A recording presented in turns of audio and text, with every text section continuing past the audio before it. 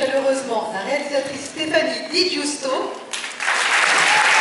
comédienne Nadia Peretzevich et le comédien Benoît Matignon.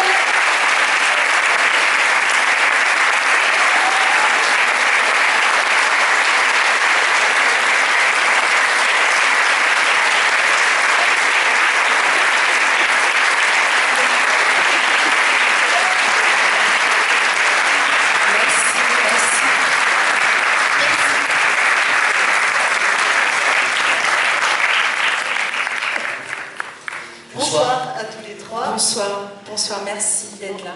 On est très honorés de vous recevoir et comme je le disais en présentant le film, deux Césars face à nous, deux Césars 2023.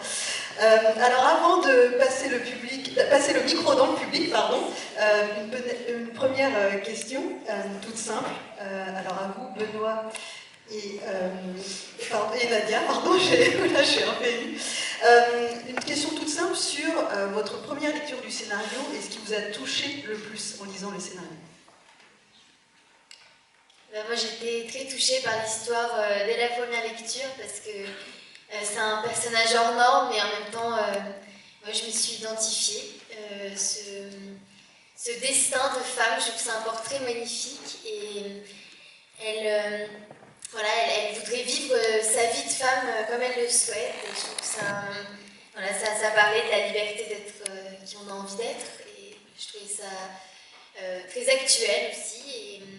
Et en fait, ça m'a vraiment bouleversée cette histoire d'amour. Donc j'ai même pas pensé en fait que j'allais avoir une barbe. Pour ma part, je dirais que l'histoire d'amour m'a beaucoup touché aussi. J'ai été frappé en fait par la résistance en fait, de ce personnage.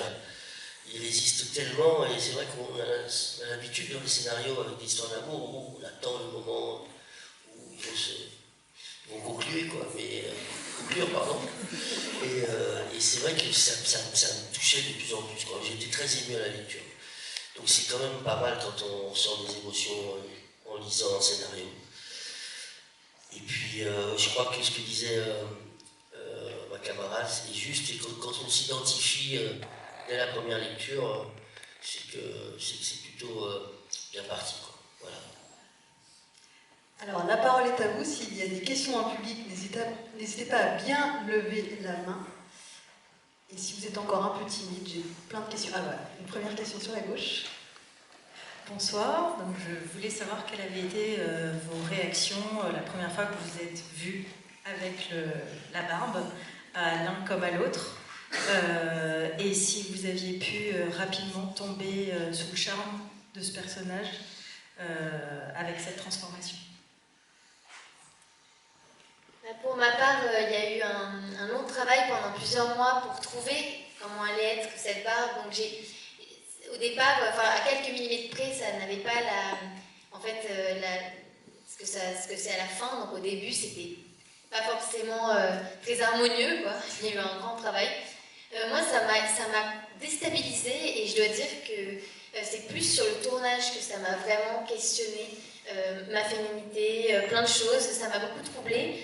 Je dois dire aussi que je me suis rendu compte que j'étais assez dépendante du regard des gens, que ce soit sur le plateau, que ce soit Benoît et Abel, les deux. Je ne savais pas comment ils allaient réagir et je n'oublierai jamais ce moment de la nuit de noces où je dois dire que son choc m'a choquée et ça, je me suis dit voilà, ça c'est le début du film, quoi. C'est comme ça et ça va être un combat pour s'accepter moi et pour lancer le film, quoi.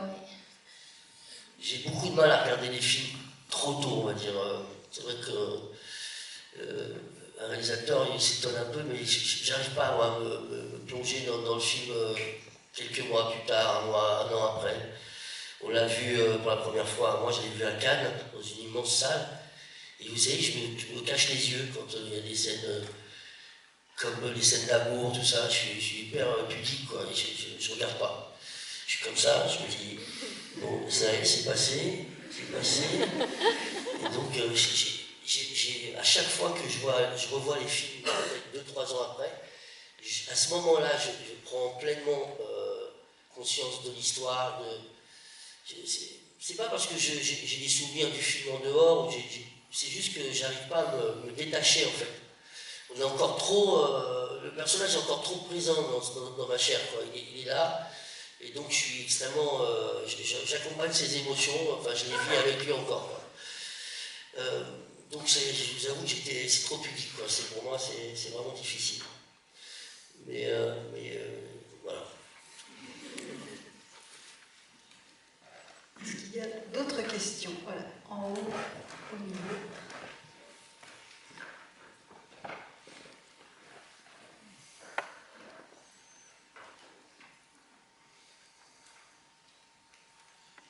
Question pour Stéphanie, c'était pour savoir comment l'histoire était venue à vous et quelle liberté vous avez pu prendre par rapport à cette histoire.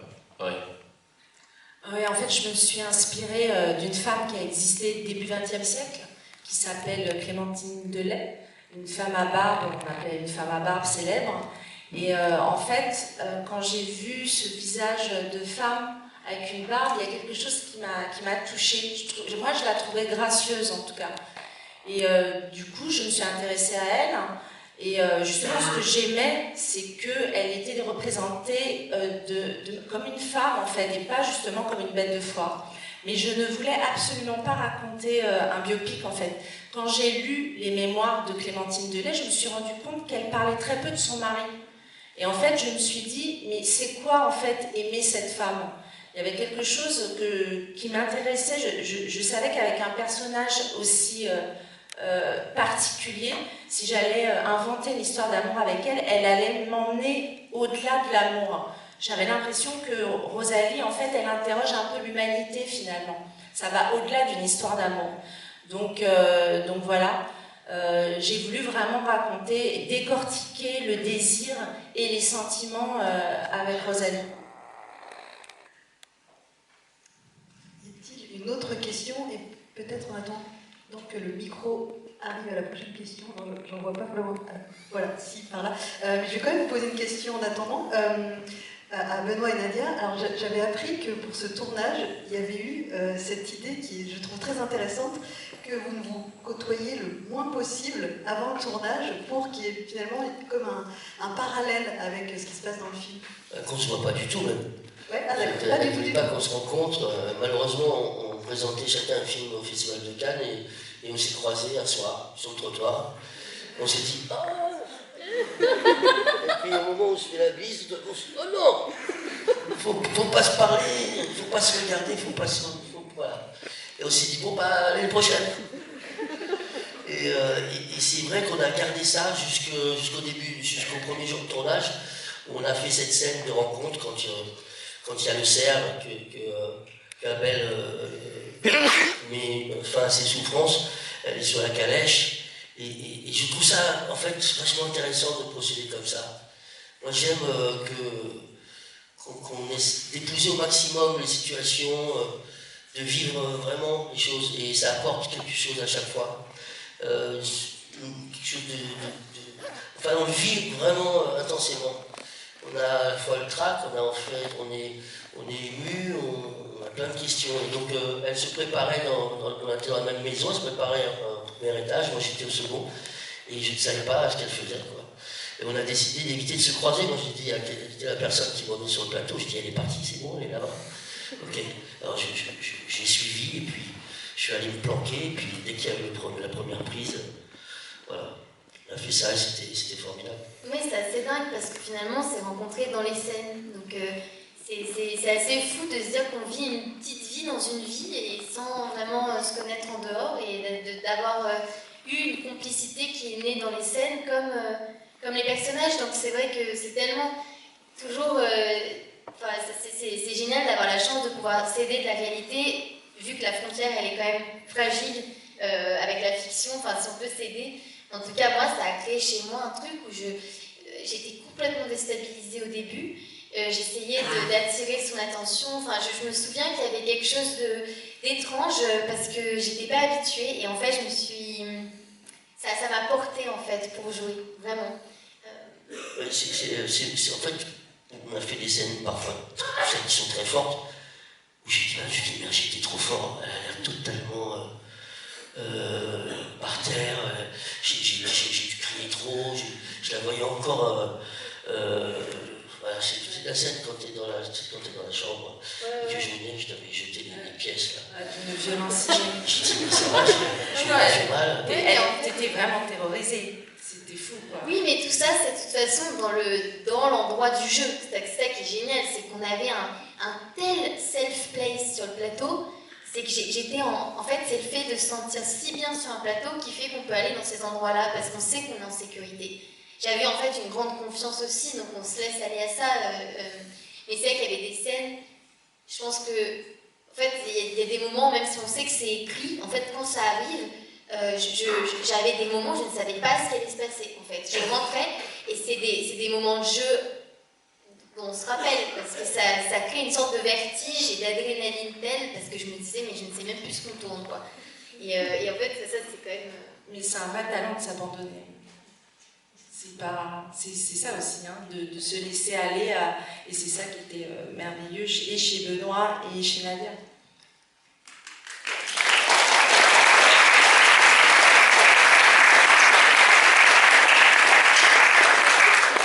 Une question là-bas. Oui, bonsoir. Merci pour votre présence parmi nous. J'avais une question à propos du scénario et plus précisément sur tous ces personnages qui gravitent autour de Rosalie et de Abel, tous ces gens qui travaillent à l'usine. Comment leurs réactions par rapport à Rosalie ont été envisagées? Est-ce que voilà, vous êtes fondé sur les mémoires de cette dame qui a vécu, ou est-ce que voilà, vous avez puisé dans des différents registres littéraires? Ah non, de Clémentine Delay, il ne reste que le café. Hein. J'ai vraiment écrit tous les personnages en me documentant sur l'époque et la région, mais tout le reste tout a été écrit, même le personnage de Rosalie. Donc, mais c'était très important que chacun ait à sa place, en fait. Et d'ailleurs, j'ai utilisé des prénoms exprès, par exemple, mais de Jean, par exemple, l'homme bon qui tout de suite la trouve belle. Voilà, il fallait quand même que que chacun ait un regard différent sur elle. Pierre, c'est l'homme que je ne voulais pas sauver, parce que j'ai toujours tendance à vouloir sauver tout le monde. Et je me suis dit, mais non, la réalité, c'est qu'il existe cette bêtise-là, qui est incarnée par Guillaume Gouix. Le personnage de Benjamin Biolay, c'est un industriel qui s'appelle Le Derlin, qui d'ailleurs avait une blanchisserie dans les Vosges, qui m'a beaucoup inspirée, parce que c'est le début du paternalisme social. Le film se situe 5 ans après la guerre franco-prusse, donc on est dans un climat vraiment de suspicion, et c'est le début de la révolution industrielle, et donc le début du capitalisme. Et l'incarnation par Benjamin Biolay de ce patron-là, qui veut tout maîtriser, c'était très intéressant de travailler ce désir enfoui qu'il a, parce qu'en fait il maîtrise toutes ses ouvrières sauf elle, il y a quelque chose qui lui échappe, et je trouvais ça beau dans ce personnage aussi. Donc tous ils avaient Serge Boson, moi m'intéressait parce que c'est un metteur en scène en fait, Serge Boson, donc c'était intéressant de le prendre comme un photographe, l'homme qui observe Rosalie avec un œil bienveillant. Il y avait quelques personnages bienveillants. En tout cas, moi c'était très important qu'ils ne se connaissent pas, Benoît et Nadia. Par contre, tout le reste du casting, j'aimais bien l'idée qu'il y avait un lien avec Nadia, comme une autre famille. Donc je savais que Juliette Armanet, par exemple, c'est un petit rôle, mais c'est énorme d'aller trouver le rôle de la prostituée dans un film d'époque. Tout de suite, c'est déjà très attendu. Je savais qu'avec la présence de Juliette, en fait, parce qu'en fait, Juliette était très admirative de Nadia, elle avait vu Les Amandiers. Donc je savais qu'elle était elle aimait le travail de Nadia, et de la même manière, Nadia écoute en permanence la musique de Juliette. Donc je savais que forcément, il y allait avoir un échange autre qui allait se passer entre les lignes, justement. Parce que ce qu'on attend, justement, c'est autre chose que ce qu'on écrit avec les acteurs, qui nous emmènent ailleurs. Donc tous ces rôles qui gravitent autour de Abel et Rosalie, voilà, ont été extrêmement travaillés justement pour que chacun ait une place juste. D'ailleurs, ce Jean qui est très bon, à la fin, il n'a même pas le courage d'aller la sauver quand elle se fait lyncher. Donc ils ont tous leur petit travers. Je pense que l'être humain est très complexe, donc tous, ils ont leur part comme nous tous d'ailleurs. T'es gonflé, hein. Elle m'a dit qu'en fait, Juliette, elle avait fait le film parce que c'était moi qui voulais travailler. Je dis, mais c'est un pion. Ah, d'accord, mais c'est vrai. Non, un scénario, c'est toujours en mouvement. Un scénario, ça bouge en permanence. On peut faire une lecture ensemble sur une table, dans la production, on essaie déjà de changer des petites choses, des petits trucs qui nous touchent ou pas. Et une fois qu'on arrive dans le décor, il y a encore une deuxième lecture qui s'offre à nous, différente. Et puis, plus on avance dans le récit, plus on avance, on a eu la chance quand même de travailler dans la continuité, chronologiquement, et tout d'un coup, il y a des évidences qui se font. La relation avec le personnage de Biolay, tel que c'était écrit, tout d'un coup, ça m'a emmené vers cette idée que ils ont été gamins, en fait. Ils étaient peut-être amis dans leur enfance, à l'école communale, je sais pas. Donc je me disais, il y a quand même quelque chose qui reste de ça, quoi. Une amitié qui a été effacée avec le temps. Mais je t'avais parlé, je t'avais dit, ce serait bien qu'il ait un geste quand il y a eu le lynchage, qu'en fait il ne laisse pas faire, quoi, qu'il vienne lui tendre la main pour le relever, parce que voilà, j'avais pensé à Rock Cherokee. Voilà, quand il s'était môme, voilà. Oui. Mais c'est tellement juste. Voilà. Alors, on a encore une question dans le public. Une question pour Stéphanie. J'aurais aimé savoir, j'ai été particulièrement touché par les scènes dans la forêt, et j'aurais aimé savoir un petit peu vos inspirations pour faire ce style de scène. Alors la nature, c'était très très important. Déjà, il faut savoir que, en tout cas, j'ai eu la chance de tomber sur ce village en fait. Il faut savoir que sans ce village, c'est un village qui se situe en pleine forêt de Kénécan, en centre-Bretagne, et en fait, je n'avais pas les moyens de construire un tel décor. Et quand j'ai trouvé ce décor, qui était vide, entretenu par des propriétaires, et en fait, les forges s'étaient arrêtées en 1875, exactement la période qui m'intéressait. Et donc, c'était très important pour moi parce qu'il y avait déjà tout, la hiérarchie, tout, c'était très important. Et en fait, ces forges, elles ont besoin de la nature, de la forêt, parce qu'il y a l'eau, la forêt et des hommes, en fait. Voilà, ce microcosme tient là-dessus, parce qu'on a besoin d'eau pour faire tourner l'usine avec la force motrice. Donc tout ça, en fait, peu de choses, mais il y avait tout. Et en fait, ce qui est fou dans le plan de la forêt, là, qui est complètement surréaliste, j'avais demandé à tout le monde d'aller se trouver autour du village un décor, on allait très loin, et en fait, la forêt, elle est 10 mètres derrière le café.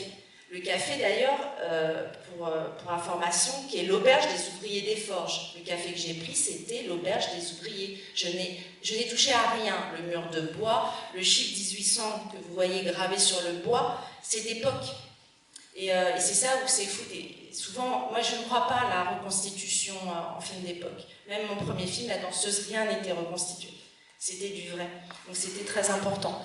Et donc, cette forêt, juste qui est à 10 mètres derrière, c'était fou, quoi, parce qu'en fait, il y avait un lit de mousse qui recouvrait sur des centaines de mètres, il y avait de la mousse. Et ça crée au son quelque chose de différent, et une atmosphère différente. Et il y a ce soleil, ce matin-là, alors qu'il pleut tout le temps en Bretagne. Désolée, mais c'est la réalité. Et quand on sortait, en fait, tout d'un coup, il se passait ça pour le film. Donc, c'est quand même fou. Il y a même un arc-en-ciel dans le film, quand elle est heureuse, et qu'elle assume pleinement sa barbe, et qu'elle est de dos, on voit un arc-en-ciel. Donc ça fait partie de la magie des films, en fait, heureusement, qui nous arrive, parce que c'est beaucoup de souffrance aussi, et de complexité à arriver à quelque chose, mais il y a ça aussi avec nous, heureusement. Et voilà, et cette nature autour mais la nature dans le centre-Bretagne est extraordinaire, extraordinaire. Et c'est très important puisque ce personnage, finalement, va connaître le plaisir seule pour la première fois. Elle va se révéler seule dans cette nature où au moins elle se sent préservée, à l'abri en tout cas de la cruauté des autres. Donc oui, c'était très important la nature. Et le son, j'ai fait un travail sur le son. Énorme, grâce aussi à Nadia et Benoît qui donnent des choses, mais d'un détail inouï, de précision. Le souffle d'Abel au début, on n'entend que lui. l'idée c'était que ça grince avec sa ceinture, qu'en fait il est tellement détruit que son corps grince en fait. Et Nadia au début du film on l'entend pas, elle respire pas au début. Elle est jeune, elle a un truc de jeune fille, puis tout d'un coup en devenant femme avec cette barbe, on va l'entendre de plus en plus dans le son. Tout ça c'est un travail, je pense à la nature, à l'eau, à tout ça c'est pareil, à la respiration, tout ça c'est des choses en fait essentielles. Il y a très peu de dialogue dans le film, c'est presque un film muet. Hein. Moi je leur disais surtout, si vous voulez, si vous ne sentez pas les dialogues, je ne tiens pas du tout au dialogue en fait. Parce qu'un regard ce sera toujours plus fort, un geste. Et du coup, voilà, donc tout ça participe à la vérité du film. Parce qu'il fallait croire à tout, et même au décor. C'est pour ça qu'en voyant ce décor, je me suis dit, ah peut-être que le film va être possible. Moi, je pensais que, justement, tu parles de nature, je pensais qu'Amel était, par cette nouvelle passion d'être taxidermiste, vous passez beaucoup de temps dans ces forêts. Il y a des centaines d'hectares sur cet endroit. Et un lundi matin, en arrivant sur le plateau, je vois tous les techniciens qui ont des sacs remplis de cèpes, plein de champignons et tout. Et je me dis, mais vous avez trouvé ça où? Et puis, là, ce week-end, on est allé avec la pluie, ça pousse comme ça, paf. Je dis, oh, putain.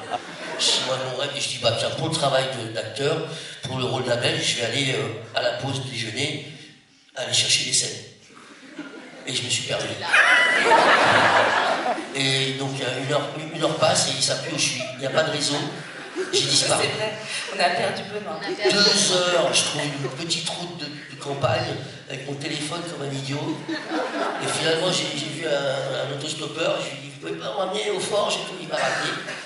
Imaginez l'état de panique dans lequel ils étaient. J'ai dit, mais c'est pour mon personnage que j'ai fait ça. C'est pour le travail, vous comprenez? Et j'en ai pas trouvé un seul champignon. Ils avaient tout raflé, en fait, tout le week-end. Mais la bêtise, quoi.